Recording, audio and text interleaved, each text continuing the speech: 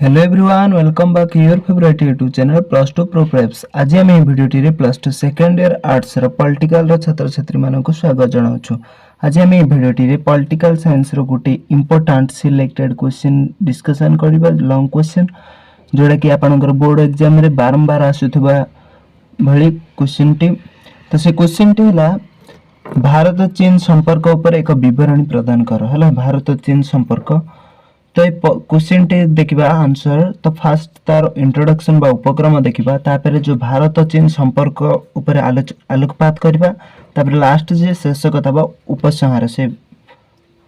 तो फास्ट लिखिबा जे answer T कोन लिखिबे fast कह जायछि जे यदि भारत केबे तार वैदेशिक नीति रे संपूर्ण भाबे विफल होईछि ताहाले चीन सहित जे कह जाय जे जदि भारत केबे तार वैदेशिक नीति रे संपूर्ण भावे विफल होईछि ताहा केवल का सहित ना चीन सह विफल होईछि।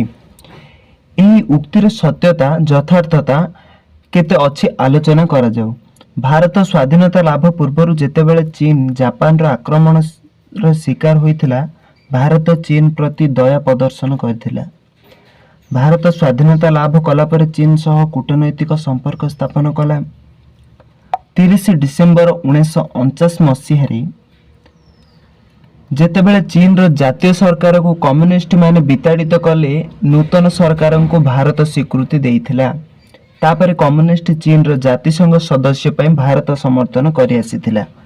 1954 मसीहा पंचशील नीति स्वाक्षर एवं बांदुंग सम्मेलन उभय राष्ट्र मध्य संपर्क सेतु को सुदृढ़ करिथिला। कोरिया युद्ध समय मिलित जातिसंघ बाहिनी को 38 समांतराल रेखा को अतिक्रम कला बेलू भारत युक्तराष्ट्र अमेरिका को सेठारे अटकाई थिला। अर्थात चीन संपर्क रे सबकिछि ठीक चलथिला माने अर्थात भारत चीन संपर्क रे सबकिछि ठीक चलथिला। मात्र 1962 मसीह चीन भारत ऊपर आक्रमण करी सबकिछि ओलट पलट कर देइथिला। तापरे तार कोन रहिला ना तिब्बत को नहीं भारत चीन संपर्क देखिबा हला। तिब्बत को नहीं भारत चीन संपर्क किपर थिला ना हिमालय रो उत्तर पार्श्व रे अवस्थित तिब्बत 1720 मसीह स्वाधीन थिला। मात्र चीन यहाँ को बारंबार दखल कर आसुथिला। 1911 चीन पुणी तिब्बत को अत्याचार कला। 1912 रे यह एक स्वाधीन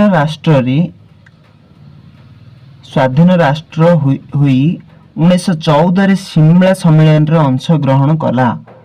एणु चीन और भारत सीमा मध्य रे मैकमोहन रेखा टणागला। तापर कोन ना 1950 रे चीन सामरिक बाहिनी तिब्बत रे प्रवेश करी कम्युनिस्ट सरकार प्रतिष्ठा कले। दलाईनामा मिलित जातिसंघ रे एक विरुद्ध रे अभियोग कले। 1951 और 1954 रे चीन भारत मध्य तिब्बत संबंधी राजीनामा स्वाक्षरित हैला। नेक्स्ट पॉइंट कौन लिखिबे ना 1962 मसीह जो भारत आक्रमण जो चीन जो 1962 मसीह भारत को आक्रमण करथिला से विषय देखिबा जे 1962 मसीहा बेल को भारत चीन मध्य सीमावाद उग्र रूप धारण करथिला। 1958 रे चीन भारतर केतेक अधिकारी को बंदी कला। चीन उत्तर पूर्व सीमांत अंचल और लद्दाख को चीन रो अंश बोली दर्शाई मानचित्र प्रकाश कले जहाँ भारत विरुद्ध रे कला। एणु 1962 अक्टोबर 20 रे चीन भारत आक्रमण कला। भारत रे एक विशाल अंचल को चीन अख्तियार कला परे 1962 डिसेम्बर 10 तारिख रे चीन एक तरफा युद्ध विरति घोषणा कला। तापर नेक्स्ट पॉइंट देखिबा कोलंबो प्रस्ताव जोड़ा कि 1962 रे होइतिला। 1962 मसीहा डिसेम्बर 10 रे श्रीलंका प्रधानमंत्री सिरिमारो बंदरन एक 6टी आफ्रो एशिया देश को नहीं एक सम्मेलन कोलंबो ठारे करथिले। एथिरे भारत और चीन विवादर केतक प्रस्ताव गृहीत होइतिला। प्रस्ताव को भारत ग्रहण कला बेले चीन यहाँ को प्रत्याख्यान कला। माने 1962 मसीह रे जो प्रस्तावटी होइतिला यह को भारत ग्रहण कला बेले चीन यहाँ को कौन ना प्रस्ताव गृहीत कौन प्रत्याख्यान कला है। नेक्स्ट पॉइंट देखिए 1962 मसीहा पर ठारू भारत चीन संपर्क माने 1962 जो युद्ध सरला तापर भारत चीन रो संपर्क किपरि रहला देखिबा जे 1962 रु 1971 मसीहा मध्य भारतर प्रधानमंत्री चीन सह उत्तम संपर्क स्थापन करिबा पई चेष्टा करथिले। उभय देश मध्य होइतिबा सरकारी स्तरीय कथबार्ता को चीन स्वागत करथिला। मात्र 1971 मसीहा भारत पाकिस्तान युद्ध पर चीन भारत को एक आक्रमणकारी राष्ट्र भावे अभिहित कला। माने केते मसीहा चीन भारत को आक्रमणकारी राष्ट्र भावे अभिहित कला ना 1971 मसीहा जो भारत पाकिस्तान युद्ध उपर चीन जो युद्ध हला 1971 रे भारत पाकिस्तान सेते बेले चीन भारत को एक आक्रमणकारी राष्ट्र भावे अभिहित कला। पाकिस्तान रु पृथक होई पूर्व पाकिस्तान बांग्लादेश नाम रे नामित हला। भारत प्रथमे एक स्वीकृति देला मात्र चीन जातिसंघ रे तार सदस्य उपर विरोध करी भारत को अपदस्थ कला। 1974 मसीहा भारत परमाणु बोमा परीक्षा कला। केते मसीहा भारत परमाणु बोमा परीक्षा कला ना 1974 मसीहा भारत कौन परमाणु बोमा परीक्षा कला। एणु चीन आहुरी क्षुब्ध हो गला हला रागी गला। 1976 मसीहा एप्रिल मासरे भारत चीन मध्य कूटनैतिक संपर्क स्थापन हैला। राष्ट्रदूत विनिमय हैला। चीन रे माओ को मृत्यु पर चीन आउ भारत विरोधी प्रचार कला नहीं।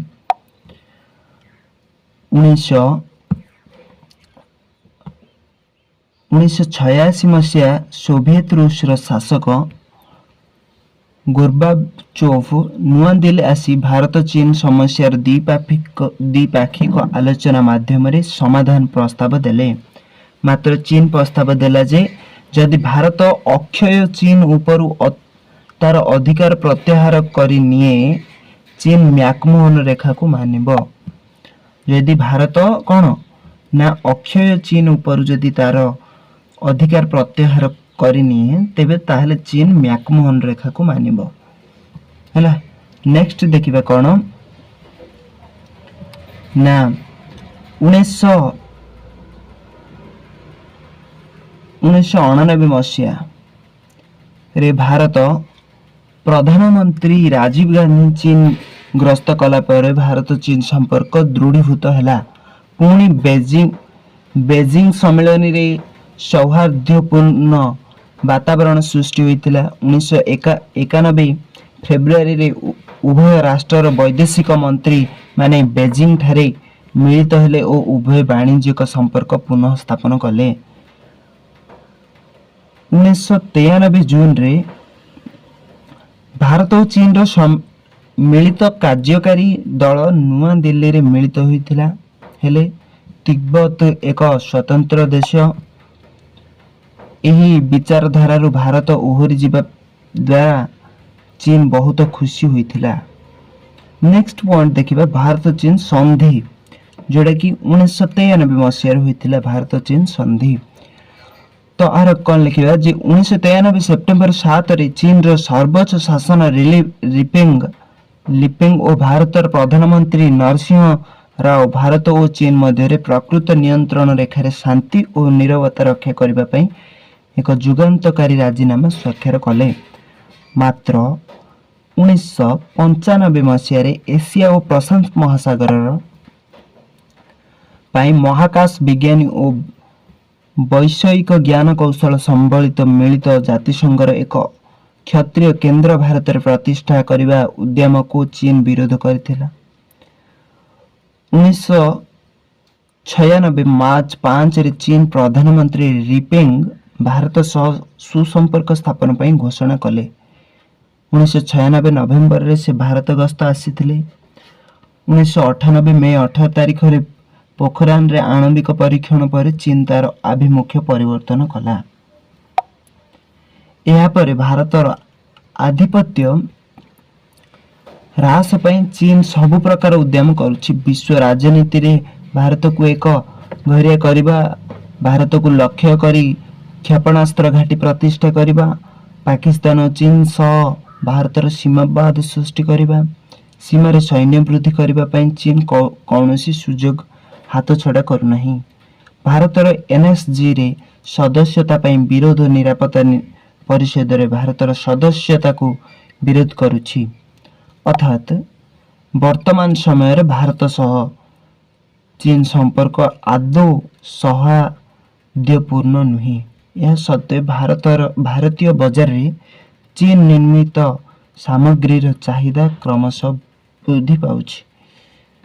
तो भिडियोटी रे आमे देखिले जे भारत चीन संपर्क देखिले। तो आशा करछु भिडियोटी भल लागिथिबो। ए भिडियोटी आपणकर बोर्ड एग्जाम रे अधिक मात्रा रे हेल्पफुल रहबो। तेणु भिडियोटी को लाइक, चैनल को सब्सक्राइब कर ऑल बेल आइकन को क्लिक करंतु, जहा फल रे एबोली नुवा नुवा वीडियो सर्वप्रथम पाई परिबे एवं सांग साथी मानको शेयर करंतु, जहा फल से माने मध्ये उपकृत होई परिबे। राहुची, thank you for watching this video.